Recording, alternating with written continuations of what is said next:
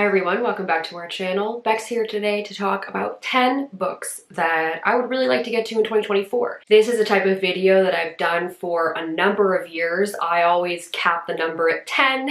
I know some people do 24 books for 2024. Yeah, no, that would be like over half the books that I read in a year. So with this video, I basically just look at my TBR bookshelf and pull 10 books out that are calling to me, something that I've maybe been wanting to pick up a little bit more than normal, share it with you, and then it kind of holds me accountable. It gives me like a bit of a reading list to follow throughout the year. Many of you will know that I'm a big nonfiction reader, and in years past I feel like my lists have maybe skewed a little bit more in the nonfiction area, but especially this year I've been really starting to feel the pull to pick up more fiction and have it be maybe a bit more balanced in terms of what I read.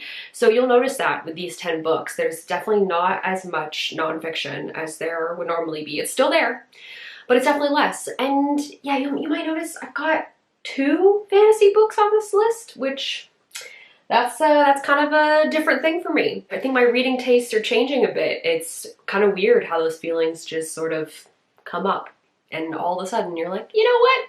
I think I would really like to pick up The Name of the Wind by Patrick Rothfuss. This is a little bit of a chunky option, a chunky choice, but I've been staring at it on my bookshelf for a number of years. I got this book as a freebie from a friend because she had 2 copies. And when I read the first chapter of it, when I did a try a chapter video, I could feel myself falling into that style, that sort of world building that fantasy has. And this is a very, very popular book that is part of a series. I know that the series is not complete at this point, but I'm still willing to dive into the first book. And this is a story within a story, but in terms of what actually happens, I don't really know. I just know that part of it. So I'm keen to kind of pick this up and get sucked into what I hope is just a really good fantasy read. Second on my list is The Narrow Road to the Deep North by Richard Flanagan. This is a little bit of a different fiction book for me because it is a Man Booker Prize winner, and generally I stay away from that. I guess it's not even the Man Booker anymore, it's just the Booker. But this won in 2014, so yeah, it's been about 10 years. And I've had the book since around then because this follows prisoners of war during World War II in Japan. I believe it's written by an Australian author, so we're following Australian soldiers. And I just remember feeling like if I was going to read a Booker Prize book, this would be the kind of book that I would read. I imagine it'll be a little bit more of a challenging read than some of the other ones on here, but I'm ready to give it a shot. The first nonfiction book on my list is The Glass Castle by Jeannette. This is a memoir that's been around for years. It was semi-recently adapted into a film, and I've just never picked it up. I kept seeing it everywhere, and then I finally decided that I should actually read it, and then I can watch the movie, maybe do a book-to-movie comparison if I feel drawn to do that. I do know that Jeannette had a very tough upbringing. Her and her siblings really had to take care of each other because her father was an alcoholic. Her mom didn't really ever want to be a mother, and so yeah, a bit of a different upbringing, but it seems like there was happy, fun moments in there too. But I imagine overall this will be a pretty sad story, and then I'll be very curious to see how they adapted it into a film. Then I have Get a Life, Chloe Brown by Talia Hibbert. I imagine this will be the most lighthearted of the books on this list. Not to say that this doesn't deal with some serious topics. I know our main character, Chloe Brown, has a chronic illness that she's dealing with, but I feel like this will be the one where I can really just settle in, read it fast, have a good time with it. I know that this is part of a series of books. I think it follows the Brown sisters, and this is the first one, as far as I understand. But Chloe Brown, she's decided that she wants to kind of live a more exciting life. She wants to push herself out of her comfort zone. She wants to like enjoy a drunken night out, ride a motorcycle, those sorts of things. But she's just not the kind of person who would naturally do those things. So she ends up recruiting the help of a guy whose nickname is Red, and he's got more of that bad boy attitude. But it sounds like the two of them are really going to bond and start a bit of a romantic relationship during this adventure. I know Les has read this one, so she said that once I've read it, we definitely need to talk about it, because this is not my normal type of book. But I really wanted to give it a shot because it seemed like it could be fun, and a lot of people are talking about it. Number 5 is The Spy and the Traitor, the greatest espionage story of the Cold War by Ben MacIntyre. I know Ben MacIntyre has a number of books that are similar in this vein. He kind of has a particular topic that he writes about, but I've never read any one of them.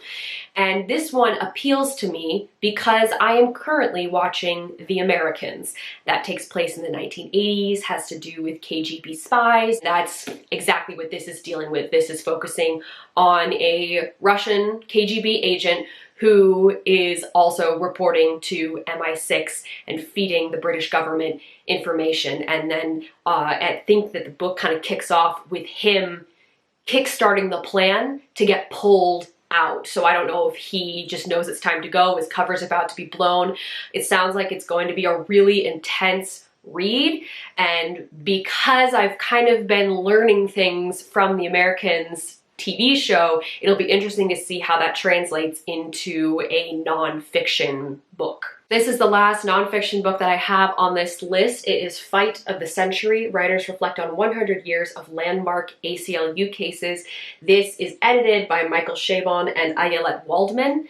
So in order to celebrate the centennial of the ACLU, a number of writers each took a specific landmark case that the ACLU has argued in and told a story around it. As far as I understand, all of them are nonfiction. It's not like a fiction interpretation of it. It's kind of explaining what happened with that case and maybe how it relates to the specific author's life in some way. And there are some big names in here. Yad Jassi, Louise Erdrich, George Saunders, Meg Wolitzer, Solomon Rushdie. Like, there's some big names who are writing for this. And I thought that this would be a really interesting read to dive into, but one where I can kind of read a section of it, put it down, and pick it up, because each story will be its own specific case. I did learn about certain Supreme Court cases when I was growing up, but this is going to expand beyond that. And this will also just kind of give me a little bit of a refresh too, which I always appreciate. The last 4 books are my fiction hardback books. The first one is Akin by Emma Donoghue. I have read 3 Emma Donoghue books at this point. Room, which was my first one, which I absolutely love, The Wonder, and The Pull of the Stars. And each of those books has stuck with me in a particular way, really moved me. And so when I saw this book it was either Value Village or Goodwill, and I saw it and I needed to get it because, first of all, you know, a couple bucks for this kind of book is fantastic. And when I picked it up, it was still relatively new as well. We have this man who's decided to travel to the French Riviera because he wants to do some family history research. He's, you know, older now, he might be retired, you know, this is sort of the time in his life where he wants to do sort of his own thing. But then he gets a phone call that I think it's his great nephew, yes, his great nephew is looking for someone to take care of him. He's, you know, not old enough to be out on his own, but he's not a little kid either. And so our main character reluctantly agrees to take this kid in, and the two of them travel together to the French Riviera. And although it seems like at first they're not really going to get along, they kind of end up creating this team, this bond that they're going to tackle this research together. And I think they're really going to get to know one another, but while also maybe uncovering some really intense family secrets, which is very Emma Donoghue. I'm curious to see where this one goes. This one is a contemporary book like Room, whereas the other 2 that I've read are historical fiction. Those kind of seem to be like the 2 genres that she bounces between. So yeah. Looking forward to trying this one out. Third to last, I have Razorblade Tears by S.A. Cosby. I will admit, this is a book that I bought because Emily Fox talked about it a bunch and how much she enjoyed it. And I thought, you know what, I think I could enjoy that too.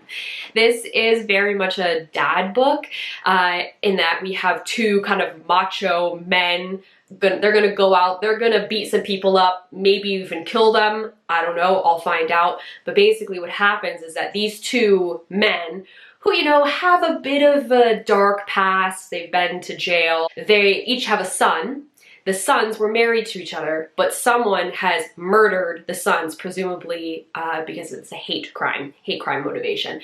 Obviously the fathers, although they might have not had the best relationships with their sons, are very upset about that, very angry, and they want to get revenge. So this is a revenge story. And you know what? I'm down for that. I'm down for some like action revenge stories every once in a while. And the way Emily Fox talked about it, it just seemed like it could be a really intense, good ride. Second to last, I have another big fantasy book, The Queen of the Tearling by Erika Johansen. I think I picked up this book around when it originally became popular, which I checked, it was published in 2014. So I feel like I probably picked it up around then, but I was just not in my fantasy mood. But it's still like this gorgeous cover. I was like, someday I'm gonna want to read this book. And because I've been feeling fantasy a bit more lately, this has been calling to me. This has been a popular book on BookTube for years. It is once again part of a series. And although I've heard that the other two books in the series are not as strong, I still want to give it a shot. This one follows a young woman. She's 19. She's been kind of sequestered in the woods and raised there because her mother was murdered and she's technically the rightful queen, but she was too young to be ready to rule at the time. And so I guess there's this group of people that are still loyal to her and her family. And now that she's old enough, the time has come for her to claim the throne that she is the rightful heir to. This sounds like there's going to be some, you know, magic stuff involved, of course, because it's fantasy. But yeah, I'm like, I'm ready. I'm ready for this. I'm going to give this a shot. It's going to happen. Finally. The final book on this list is one that made an appearance on my list for 2023, and I just didn't get to it. There was enough other things that I was reading, but I still really want to pick it up, and that is Project Hail Mary by Andy Weir. I read The Martian back when it was originally very popular. I've seen the movie, and I really enjoyed that style of storytelling, and from what I've heard, this is like that. We have another main character. His name is Ryland Grace, and he wakes up on a spaceship and he has no memory of what's happened. He is the only one that seems to be alive. There was two other people there with him on this spaceship. They're both dead, and so he has to use his knowledge and his wits to get himself out of this situation. I have heard generally good to very good things about this book, so I do have high hopes for it. It is chunky, so it's something that you want to go into knowing that, but it sounds like I could also just fly through this book. Those are the 10 books that I would really like to get to in 2024. If you have read any of these books, you can let me know what you thought of them in the comments below, or perhaps you also have these books on your list as something that you would like to read in the next 12 months. As always, all of our links are in the down bar. You can go check those out if you feel so inclined. Thank you all very much for watching, and I'll see you later.